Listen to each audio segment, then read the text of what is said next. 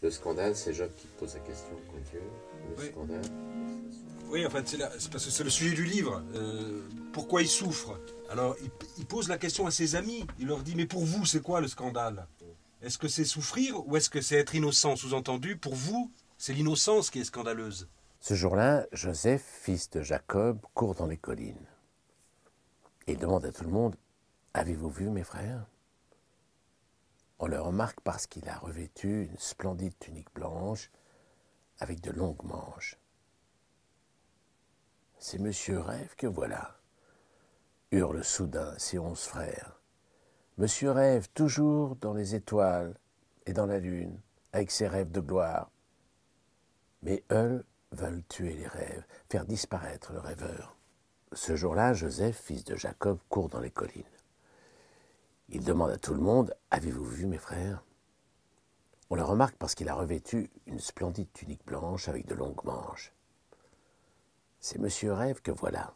hurlent soudain ses 11 frères. « Monsieur Rêve, toujours dans les étoiles et dans la lune, avec ses rêves de gloire. » Mais eux veulent tuer les rêves, faire disparaître le rêveur. L'amour du père a produit la haine des frères. Vite, ils se jettent sur lui et le déshabillent. Sa belle tunique est tachée avec le sang d'un bouc. Voici Joseph abandonné au fond d'une citerne vide. Dans le noir, il demande « Où sont mes frères ?» Les 11 frères rapportent à leur père Jacob la tunique de son fils chéri, tachée de sang. Jacob pleure en le reconnaissant. Il préférerait rejoindre Joseph dans la mort. Mais ses frères ont vendu Joseph à une caravane de marchands qui se rendait en Égypte. Joseph est enchaîné et vendu à Potiphar, le grand commandant de Pharaon. Voilà Monsieur Rêve, esclave en Égypte. L'ombre de Dieu protège Joseph et le puissant Potiphar s'en aperçoit. Il fait de Joseph son conseiller, son ami. Il lui donne les clés de son palais, la garde de tous ses biens. Joseph a grandi. Tout le monde le craint et l'admire.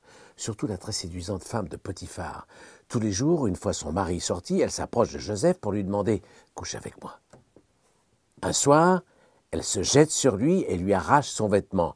Joseph s'enfuit, il ne veut pas trahir son protecteur. La princesse appelle au secours, elle accuse. Joseph a voulu la violer. De nouveau, Joseph connaît injustement la nuit de la prison. Monsieur Rêve reste 2 ans à croupir au fond d'un cachot. La nuit, à travers le soupirail, il contemple la lune et les étoiles. Il écoute ses codétenus, interprète leurs rêves. Quand un jour s'ouvre la porte de la prison. Pharaon a besoin de lui. Tous les soirs, au bord du Nil, il fait des rêves, mais pas un seul magicien pour les interpréter correctement. Pharaon les raconte à Joseph.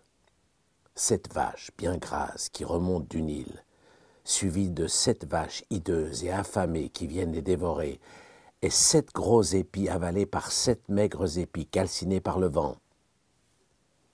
Joseph trouve la clé des rêves. Il y aura 7 années d'abondance, suivies de 7 années de famine.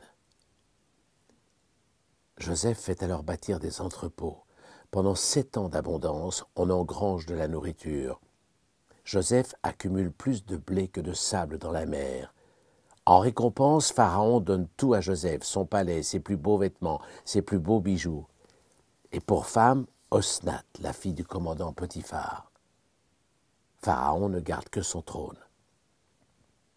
Quand viennent les 7 années de famine, le peuple réclame à manger. Pharaon dit « Allez voir Joseph et ses entrepôts ». Une foule innombrable vient trouver Joseph. Il ouvre en grand tous ses entrepôts. Tous se prosternent devant Joseph.